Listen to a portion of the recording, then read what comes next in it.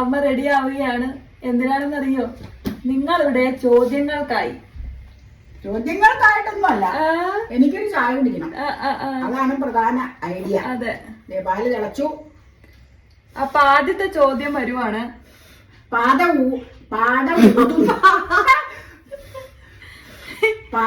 ഊതുന്നു, എന്നിട്ട് അതിലേക്ക് ഒഴിക്കുന്നു. തുപ്പല ഒന്നും പാലിൽ വീഴുന്നില്ല. ചിലര് പറയാറുണ്ട് പാട ഊതരുത്, സ്പൂണ് തന്നെ മാറ്റണമെന്ന്. നമ്മള് സ്ഥിരം അടുക്കളയിൽ ചെയ്യുമ്പോ പലപ്പോഴും ഒന്നും നടക്കണമെന്നില്ല കേട്ടോ. എന്നെ സംബന്ധിച്ച് നടക്കുന്ന പ്രശ്നമില്ല.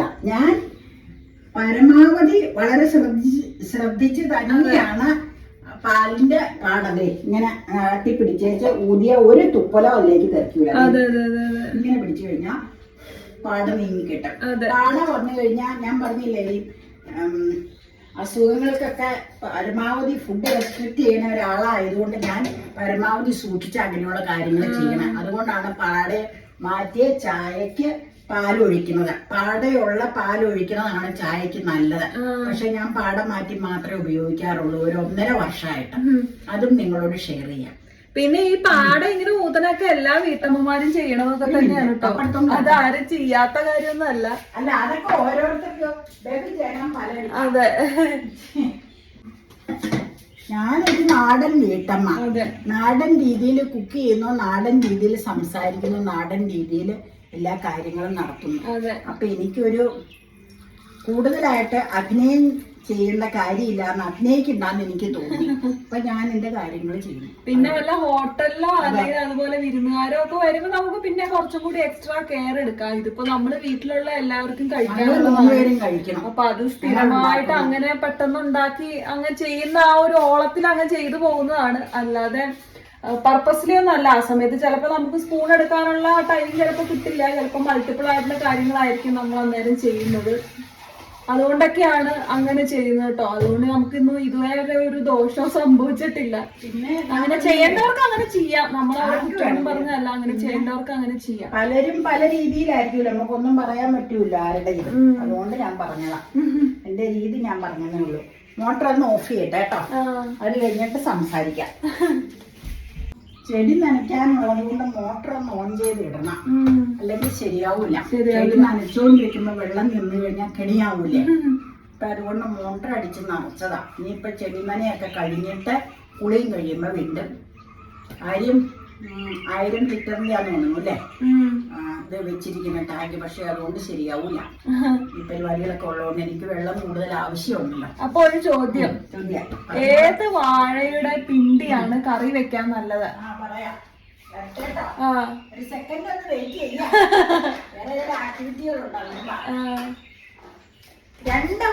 രണ്ടെണ്ണം വാഴയുടെ പിണ്ടി കറി വെക്കാൻ അനുയോജ്യമാണ്.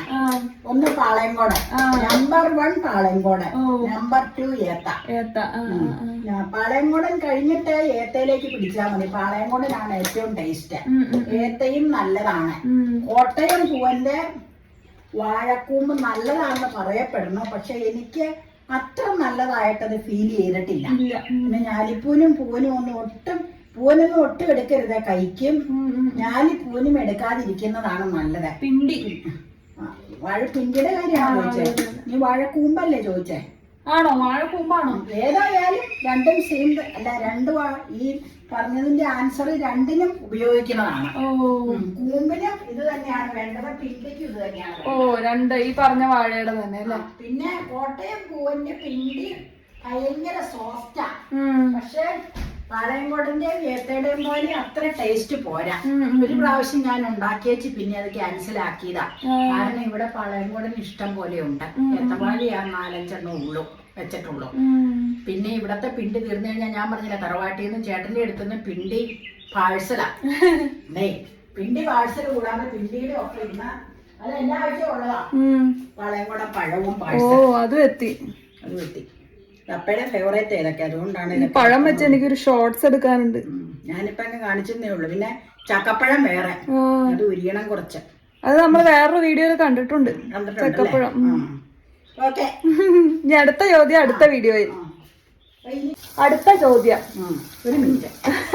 ചോദ്യം എന്ന് പറയുമ്പോ അമ്മ 1 മിനിറ്റ് എന്ന് പറഞ്ഞ് ഓടുവാണല്ലോ. ചോദ്യം എണ്ണ കഴിയും എണ്ണയല്ല നെയ്യ്. ചോദിച്ചോളൂ. അതായത് ഈ മീൻ കായിട്ട് വെക്കില്ലേ, അന്നേരം കായ ആദ്യം വേവിച്ചിട്ടാണോ മീൻ അതിലേക്ക് ഇടുന്നത്?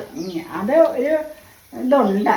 അതായത് കായിട്ട് വേവിക്കുമ്പോ കായ്ക്ക് ഇച്ചിരി വേവുണ്ട്.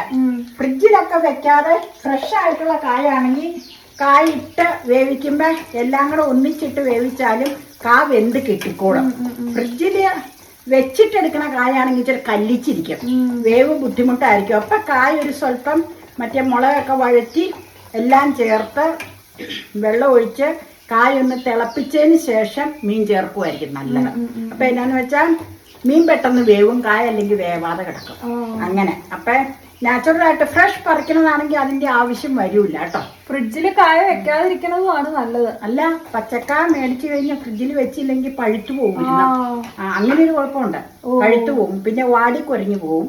അങ്ങനെയൊക്കെ ചില പ്രശ്നങ്ങളുണ്ട്. അത് കഴിഞ്ഞ് അങ്ങനെ വാടുകയൊക്കെ ചെയ്ത് കഴിഞ്ഞാൽ അതിന്റെ ടേസ്റ്റ് മാറും. കാളൻ ഉണ്ടാക്കാനാണെങ്കിൽ ഇപ്പൊ പുറത്തിരുന്നാലും കുഴപ്പമില്ല. അങ്ങനെ ഒരു പ്രശ്നമുണ്ട്. അപ്പൊ മീനും കായും വെക്കുമ്പോ കായ് സെപ്പറേറ്റ് വേവിച്ച് ഇങ്ങനെ നന്നായിട്ട് പഞ്ഞി പോലെ വേവണമെന്നുള്ളവർക്ക് സ്വല്പം ഞാൻ ആദ്യം പറഞ്ഞ പോലെ തിളപ്പിച്ചതിന് ശേഷം മീൻ ഇട്ടാലും മതി കേട്ടോ. എങ്ങനെയായാലും കുഴപ്പമില്ല. ഞാൻ സാധാരണ ഒന്നിച്ചിട്ടാ വേവിക്കാറ്.